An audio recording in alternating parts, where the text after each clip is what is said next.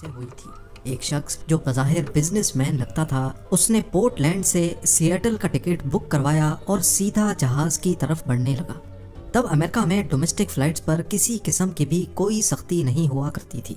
ना ही पैसेंजर्स का सामान चेक किया जाता था और ना ही उनकी आइडेंटिटी वेरिफिकेशन की जाती थी। ये नॉर्थ वेस्ट ओरिएंट एयरलाइन का जहाज बोइंग 727 था, जिसको सिर्फ 45 मिनटों में पोर्टलैंड से सिएटल तक पहुंचना था।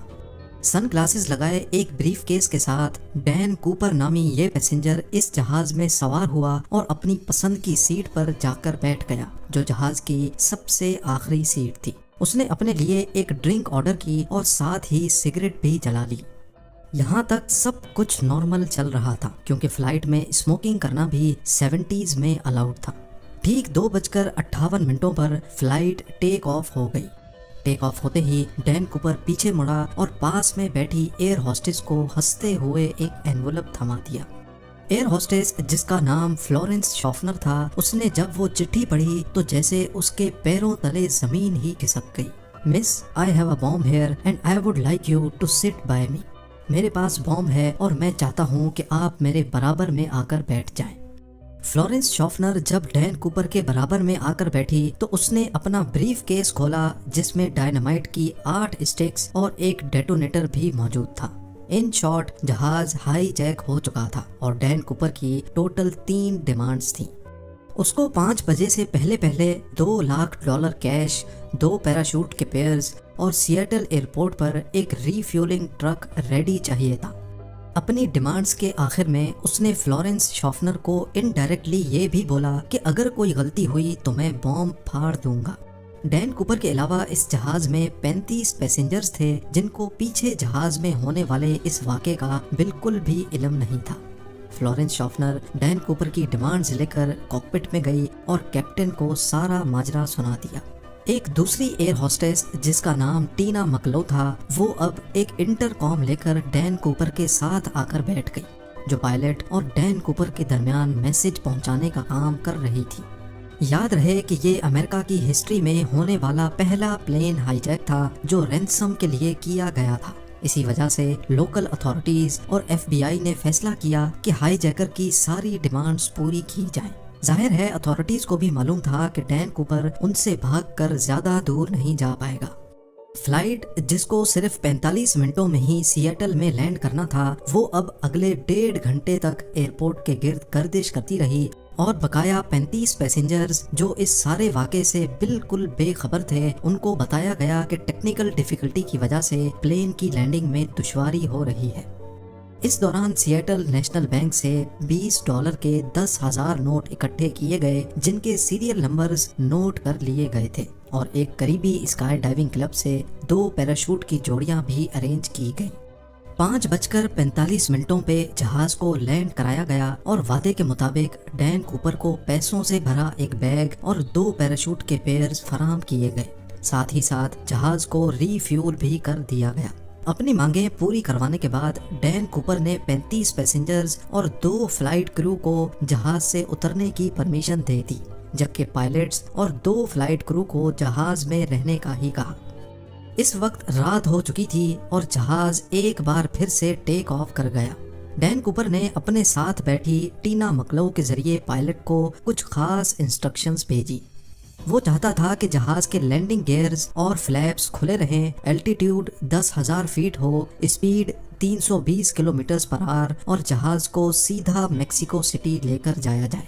पायलट ने बाकी तमाम डिमांड्स तो पूरी कर दी, लेकिन जहाज को सीधा मेक्सिको सिटी लेकर जाना फ्यूल की वजह से पॉसिबल नहीं था।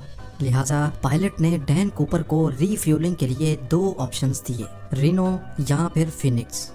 डैन कूपर रिनो पर राजी हो गया। दूसरी तरफ लोकल और फेडरल अथॉरिटीज भी अपना काम कर रही थी। 2 फाइटर जेट्स को जहाज के पीछे रवाना किया गया, लेकिन वो इतनी स्लो स्पीड मेंटेन नहीं कर पा रहे थे। इसी वजह से उन्होंने जहाज के गिर्द चक्कर लगाना शुरू कर दिया। रात के अंधेरे में जहाज रीनो की तरफ रवां दवां था। इतने में डैन कूपर ने पास बैठी टीना मकलो को कॉकपिट में जाने का कहा, जहां 2 पायलट्स और 1 फ्लाइट अटेंडेंट मौजूद थी। جب ٹینا کاکپٹ کا دروازہ بند کرنے کے لیے پلٹی تو اس نے آخری بار صرف اتنا دیکھا کہ ڈین کوپر اپنی کمر پر کچھ باندھ رہا تھا۔ اس کے بعد جہاز کی سیڑھیاں کھلیں اور ڈین کوپر نے وہاں سے چھلانگ لگا لی۔ اس کے بعد جو کچھ بھی ہوا پچھلے 50 سالوں سے اس کو آج تک ڈسکس کیا جا رہا ہے۔ 3 گھنٹوں کے بعد جب جہاز رینو میں لینڈ ہوا تو پورے جہاز کو اچھی طرح چیک کیا گیا، لیکن جہاز میں نہ ہی کوپر تھا اور نہ ہی کوئی بام مل سکا۔ نہ صرف جہاز میں بلکہ اس واقعے کے بعد ڈین کوپر کا کہیں کوئی اتا پتہ نہ چل سکا، نہ ہی زندہ اور نہ ہی مردہ۔ آخر ڈین کوپر کون تھا اور پورے امریکہ کی آنکھوں کو دھوکہ دے کر وہ کہاں چلا گیا؟ یہ case federal bureau of investigation کا وہ کیس ہے جس کو آج تک بند نہیں کیا گیا۔ ڈین کوپر کو کسی نے پلین سے جمپ کرتے تو نہیں دیکھا تھا، لیکن اسٹیئر کیس کھلا رہ جانے کی وجہ سے یہ بات کلیئر تھی کہ اس نے سیٹل اور رینو کے بیچ میں ہی کہیں چھلانگ لگا لی تھی۔ ایف بی آئی نے جہاز پہ ثبوت تلاش کرنا شروع کر دیے، لیکن بدقسمتی سے ان کو صرف کوپر کی ٹائی، 8 سگریٹ بٹس اور 2 میں سے 1 پیراشوٹ ملا جو کوپر پیچھے چھوڑ گیا تھا، حتیٰ کہ کسی کے پاس اس کی کوئی فوٹو تک نہیں تھی۔ پیسنجرز اور کریو سے انٹرویو لینے کے بعد ڈین کوپر کے حولیے کے حساب سے اس کا اسکیچ بنوایا گیا۔ اس سے پہلے کہ ڈین کوپر کو سیٹل اور رینو کے بیچ میں تلاش کیا جاتا، ایف بی آئی کو یہ جاننا تھا کہ اس نے ایگزیکٹلی کون سی جگہ پر پلین سے جمپ کیا تھا۔ یہ جاننا زیادہ مشکل نہیں تھا کیونکہ جہاز آٹو پائلٹ پہ تھا، یعنی جس پاتھ پر جہاز فلائی کر رہا تھا وہ آلریڈی ریکارڈڈ تھا۔ جہاز کی اسپیڈ اور الٹیٹیوڈ تو پہلے سے معلوم تھا ہی، ساتھ ساتھ فلائٹ ریکارڈر کی مدد سے معلوم پڑا کہ جہاز کا اسٹیئر کیس 8:10 پہ کھلا تھا۔ ان تمام انفارمیشن کی بیسس پہ ڈین کوپر کی ڈراپ لوکیشن کا اندازہ لگا کر ایک سرچ ایریا ڈیفائن کیا گیا۔ یہ 45 اسکوائر کلومیٹر کا ایریا گھنے جنگلات اور پہاڑوں سے گھرا ہوا ہے۔ ایریل ٹیم اور لینڈ سرچ ٹیم نے اس پورے ایریا کا چپا چپا چھان لیا، لیکن نہ کوپر کا کوئی نام و نشان ملا اور نہ ہی کوئی بریف کیس ملا یا پھر پیسے۔ حتیٰ کہ اس پورے ایریا میں اتنی شدید سردی تھی کہ سب کو یہی لگا کہ ڈین کوپر مر گیا ہوگا، لیکن اس کے بعد جو ہوا وہ ایف بی آئی کے وہم و گمان میں بھی نہیں تھا۔ امریکن ہسٹری میں پہلی بار ایف بی آئی نے اس کیس کے لیے پبلک سے ہیلپ لینا شروع کر دی۔ ڈین کوپر کا اسکیچ اور $2 لاکھ کے سیریل نمبر بھی اخباروں میں شائع کیے گئے اور ڈین کوپر کے بارے میں کوئی بھی انفارمیشن دینے پر انعام دینے کا وعدہ بھی کیا گیا۔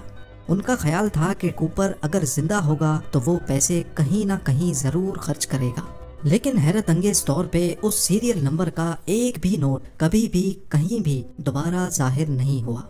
لیکن معاملہ ابھی ختم نہیں ہوا تھا۔ قریب 9 سالوں کے بعد یعنی 1980 میں ایک واقعہ ہوا۔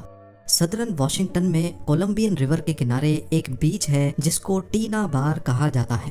یہاں ایک بچہ اپنے پیرنٹس کے ساتھ کھیل رہا تھا جب اس کو ریور کے کنارے نوٹوں کی 3 گڈیاں ملی۔ یہ $20 کے نوٹوں کی گڈیاں تھیں جو ٹوٹل $5,800 بنتے تھے۔ بچے کے پیرنٹس یہ پیسے لے کر ایف بی آئی کے پاس گئے۔ خوش قسمتی سے ان کے سیریل نمبر ان نوٹوں سے میچ کر گئے جو ڈین کوپر لے کر گیا تھا۔ ڈین کوپر ہائی جیکنگ کیس میں 9 سالوں کے بعد یہ پہلی پروگریس تھی، لیکن بجائے کیس کو سالو کرنے کے اس واقعے نے کیس کو مزید الجھا کر رکھ دیا، کیونکہ یہ پیسے ڈراپ لوکیشن سے قریب 27 کلومیٹر دور پائے گئے تھے۔ پہلے یہ سمجھا گیا کہ ڈراپ زون میں واقع لوئس ریور میں یہ پیسے ڈین کوپر سے ہی گرے ہوں گے اور وہاں سے بہتے ہوئے کولمبین ریور تک آئے ہوں گے، لیکن بعد میں نوٹس کیا گیا کہ کولمبین ریور تو اپوزٹ ڈائریکشن میں فلو کرتی ہے، یعنی یہ پیسے لوئس ریور سے بہہ کر ٹینا بار بیچ تک کسی بھی صورت نہیں پہنچ سکتے۔ ایف بی آئی کے لیے یہ معاملہ تو سلجھنے کے بجائے الجھتا ہی جا رہا تھا۔ نہ صرف اتنا بلکہ ٹینا بار بیچ جہاں سے یہ پیسے برآمد ہوئے تھے، یہاں 1974 میں کچھ کھدائی کا کام کیا گیا تھا۔ ہائی جیکنگ کے 3 سالوں کے بعد ٹینا بار بیچ کے کنارے ایکسٹرا ریت ڈالی گئی تھی اور ملنے والے پیسے اس ریت کے اندر پائے گئے تھے۔ اس نئی انفارمیشن سے تو یہ ظاہر ہوتا ہے کہ ڈین کوپر یا پھر اس کے کسی ساتھی نے جان بوجھ کر کیس کو الجھانے کے لیے 3 سالوں کے بعد ٹینا بار بیچ پر آ کر یہ پیسے دفنائے تھے۔ اس کیس کو لے کر ایف بی آئی نے کوپر جیسے دکھنے والے لوگوں سے انویسٹیگیشن کی، لیکن کوئی خاطر خواہ سراغ نہ مل سکا۔ कई थ्योरीज ये भी कहती हैं कि कूपर शायद कोई ट्रेंड मिलिट्री कमांडो था, क्योंकि जो पैराशूट वो अपने साथ लेकर गया था वो एक मिलिट्री पैराशूट था और उसको ऑपरेट करना उस पैराशूट से ज्यादा मुश्किल था जो वो प्लेन में ही छोड़कर गया था। 1980 में $5,800 कैश मिलने के अलावा बकाया 9,710 नोट दोबारा कभी नहीं मिल पाए। एविडेंस के तौर पे FBI के पास डैन कूपर के इस स्केच के अलावा सिर्फ ये टिकट है जिसमें उसने खुद अपना नाम लिखा था, और ये टाई जिस पर क्लिप लेफ्ट साइड पे लगी थी, जिससे ये जाहिर होता है कि डैन कूपर लेफ्ट हैंडेड था। इस केस ने FBI को पिछले 50 सालों से सवालों में उलझा कर रखा है। आज भी FBI की वेबसाइट पर इस केस की तमाम डिटेल्स मौजूद हैं और इस केस की फाइल आज भी खुली हुई है।